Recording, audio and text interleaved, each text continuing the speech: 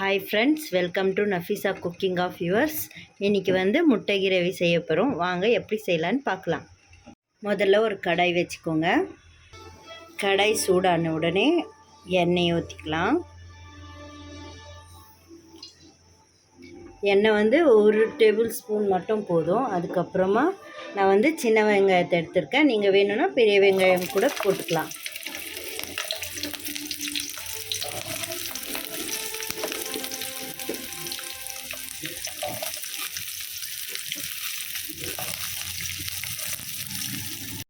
வெங்காயம் நல்லா வதங்கிடுச்சு ஃப்ரெண்ட்ஸ். இப்போ இஞ்சி பூண்டு போட்டுக்கலாம். இஞ்சி பூண்டு பேஸ்ட்டாக இருந்தால் கூட போட்டுக்கோங்க. என்கிட்ட அவைலபிளாக இல்லை இப்போது, அதனால் நான் அப்படியே போட்டிருக்கேன். அதுக்கப்புறமா முந்திரியை போட்டுக்கலாம். முந்திரியை போட்டு நல்லா வதக்கிக்கோங்க. இது நல்லா ரெட்டிஷாக வரும்போது நல்லா வேகணும். காரம் பச்சை மிளகாய் போடுறேன் காரத்துக்கு. நீங்கள் வேணும், உங்களுக்கு காரம் எவ்வளோ வேணுமோ அவ்வளோ பச்சை மிளகாய் போட்டுக்கோங்க. வேறு எதுவுமே காரத்துக்கு நான் போட மாட்டேன், பச்சை மிளகாய் மட்டும்தான். நான் கொத்தமல்லி இதுலேயே சேர்த்துக்கோங்க. நல்லா வதக்கிக்கணும். அந்த பச்சை வாசனை எல்லாமே போன உடனே போதும். அவ்வளோ வதக்கிச்சுன்னா போதும். ஆமாம், நல்லா வதங்கிடுச்சு. இப்போ அவ்வளோதான், ஆஃப் பண்ணிக்கலாம். இப்போ ஆஃப் பண்ணிவிட்டு இதை ஆற வைக்கிறதுக்குள்ளே நாங்கள் முட்டையை ரெடி பண்ணிக்கலாம். முதல்ல கடாய் வச்சுக்கலாம். அதுக்கப்புறமா ஒரு டேபிள் ஸ்பூன் எண்ணெய் ஊற்றிக்கலாம். நான் கடலெண்ணெய் தான் யூஸ் பண்ணியிருக்கேன். இது ஏன்னா கடலெண்ணெய் இதுக்கு ரொம்ப டேஸ்ட்டாக இருக்கும். அந்த வாசனை சூப்பராக இருக்கும். இதுக்குள்ளே நாங்கள் மிளகாய் தூள், அதுக்கப்புறமா மஞ்சள் தூள் கொஞ்சம், அதுக்கப்புறமா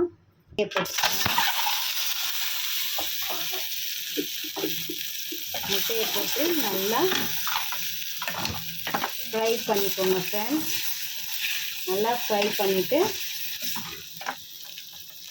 கொஞ்சோண்டு உப்பு போட்டுக்கலாம்.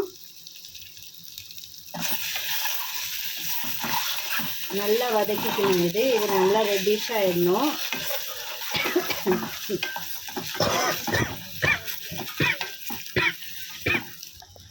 நல்லா முட்டைக்குள்ளே மசாலா இறங்கணும். அதுக்குள்ளே வதக்கிக்கோங்க.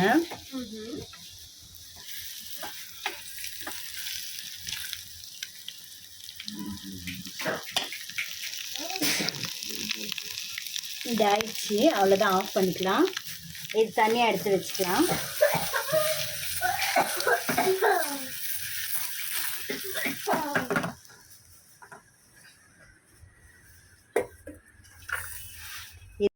ஒரு மிக்ஸி ஜாருக்குள்ளே மாற்றிக்கலாம். நல்லா ஃபைன் பேஸ்ட்டாக அரைச்சி, இந்த மாதிரி ஃபைன் பேஸ்ட்டாக அரைச்சிக்கணும். நல்லா நைஸாக அரைச்சிட்டு அதுக்கப்புறமா இது தாளிச்சிக்கலாம். தாளிக்கிறதுல இது வறுக்கணும்.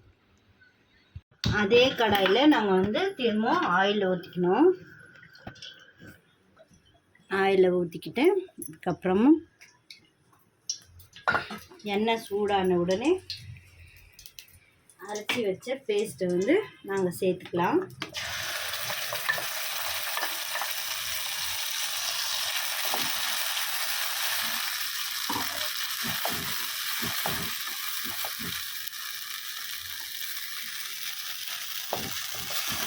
நல்லா மிக்ஸ் ஆன இது முதலே வறுத்ததுனால இப்போ அவ்வளோவா வறுக்க வேண்டாம். இதோட மசாலா சேர்த்துக்கலாம். கொஞ்சோண்டு சால்ட்டு,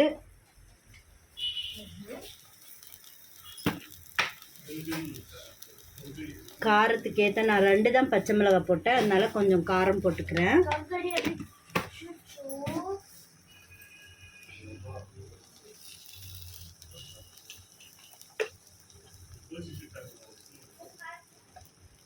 கொஞ்சம் மிளகாய் தூள்,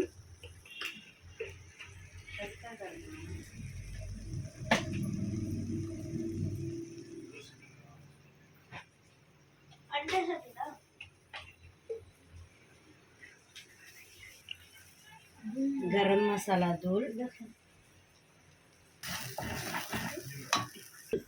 கொஞ்சோண்டு தனியா தூள், அவ்வளோதான். மசாலா எல்லாமே சேர்த்தாச்சு. நல்லா வறுக்கணும். மசாலா வாசனை, பச்சை வாசனை போகிற வரைக்கும் நல்லா வறுத்துட்டு அதுக்கப்புறமா கொஞ்சம் தயிர் ஊற்றிக்கலாம்.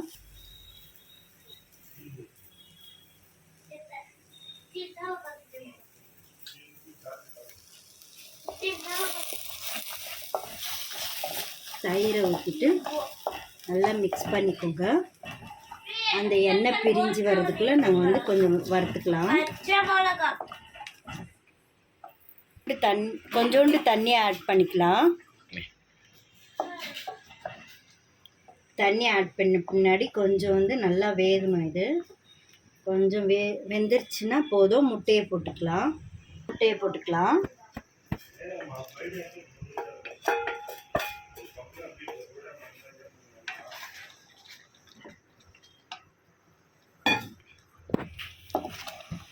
பாருங்க ஃப்ரெண்ட்ஸ், சூப்பராக இருக்குது. பார்க்குறதுக்கே அந்த கலர் வந்து பாருங்க ஃப்ரெண்ட்ஸ், சூப்பராக இருக்குது. அந்த பச்சை கலரும் மஞ்சள் கலர் முட்டையும் ரெண்டையும் சேர்த்து சூப்பராக இருக்குது. இப்போ வந்து டேஸ்ட்டும் சூப்பராக இருக்கும். நாங்கள் வந்து ரொட்டிக்கு இதுதான் சாப்பிட்றது எப்போவுமே. நீங்களும் வீட்டில் ட்ரை பண்ணி பாருங்கள். ட்ரை பண்ணி பார்த்துட்டு எனக்கு கமெண்ட் பண்ணுங்கள் ஃப்ரெண்ட்ஸ், எப்படி இருக்குன்னு. அவ்வளோதான் ஃப்ரெண்ட்ஸ், எல்லாமே ஆயிடுச்சு. இது கிரேவி வந்து சூப்பராக வந்துருச்சு. இப்போ வந்து கொத்தமல்லி போட்டு இறக்கிக்கலாம்.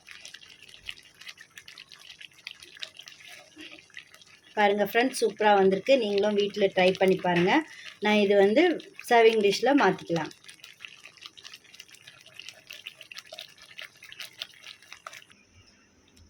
இது சூப்பராக ரெடி ஆகிடுச்சு. பாருங்கள் ஃப்ரெண்ட்ஸ், நான் வந்து சர்விங் டிஷ்ஷில் மாற்றிட்டேன். சர்விங் பிளேட்டில் மாற்றிட்டேன்.